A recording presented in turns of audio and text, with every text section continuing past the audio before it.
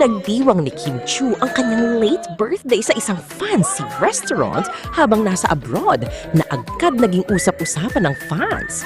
Ayon sa ilang obserbasyon, tila intimate at elegant ang kanilang naging celebration, bagay na lalong nagpakilig sa Kim Pao supporters na sumusubaybay sa bawat ganap ng dalawa. Makikitang happy si Paolo para kay Kim at balita nga at sinabi pa ng ibang fans na galing daw mismo kay Paolo ang cake. Matapos ang selebrasyon, nagtungo na rin sina Kim at Paolo papuntang Canada para sa susunod na leg ng kanilang world tour. Sa kanilang biyahe, nagbahagi pa sila ng sweet selfie kung saan makikitang magkatabi sila sa flight. Isang simpleng moment na agad umani ng maraming reaction online.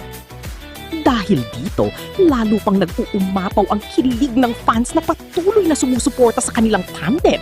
Para sa marami, ang mga ganitong candid moments ay patunay ng kanilang closeness na lalong nagpapataas ng excitement para sa kanilang mga susunod na performances sa international stage.